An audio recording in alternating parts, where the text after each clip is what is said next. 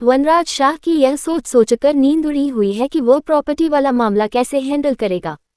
काव्या जब वनराज शाह को एंजाइटी की दवा खाते देखेगी तो वह उससे सवाल करेगी कि वो यह दवा डॉक्टर के कहने पर भी नहीं लेता है तो अब क्यों यह दवा खा रहा है।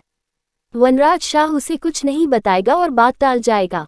उधर जब बापूजी और लीलाबा अपने कमरे में रो रहे होंगे तो बाहर खड़ी अनुपमा आवाजें सुन लेगी।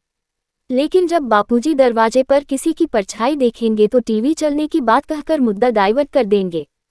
काव्या मांगेगी प्रॉपर्टी में अपना हिस्सा। अनुपमा को भी लगेगा कि शायद लीलाबा टीवी में कोई इमोशनल सीन देखकर रोने लगी होंगी। अगली सुबह जब पाखी अपने कुछ दोस्तों के सामने शेखी बघार रही होगी कि उसे पेंट हाउस मिलने वाला है तो काव्या बातें सुन लेगी और घर जाकर वनराज से कहेगी कि उसने यह बात सबको बताई लेकिन उससे क्यों छिपाई। काव्या भी प्रॉपर्टी में अपना हिस्सा मांगेगी।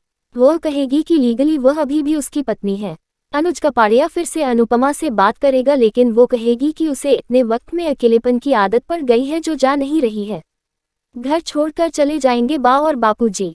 तब अनुज कहेगा कि अगर प्यार ने तुम्हारे हिस्से में दर्द लिखा है तो मेरे हिस्से में इंतजार लिखा है। मैं इंतजार करता रहूंगा। अनुज कहेगा कि वो अमेरिका वापस लौटने के लिए उसकी और अपनी टिकट कराने जा रहा है।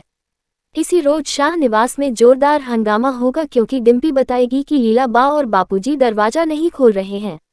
अनुपमा को कुछ गड़बड़ होने का अंदेशा होगा।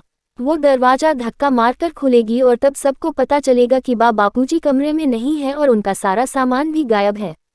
वनराज का जमकर भूत उतारेगी अनुपमा। अनुपमा को पूरा माजरा समझते एक सेकंड नहीं लगेगा और वह जाकर सीधे वनराज शाह को लताड़ना शुरू कर देगी। वह कहेगी कि मिस्टर शाह और उसकी औलादों ने बापूजी और बा को इतना दुख दिया कि वो घर छोड़कर ही चले गए। अनुपमा एक एक करके वनराज शाह और पाखी की सारी गलतियां गिनाएगी और फिर अनुज बा को और अनुपमा बापूजी को फोन करेगी। बापूजी फोन उठाएंगे तो सही लेकिन कुछ बोलेंगे नहीं। घर का हर सदस्य बापूजी और बा से विनती करेगा कि वो लौट आएं, लेकिन वो कुछ नहीं बोलेंगे।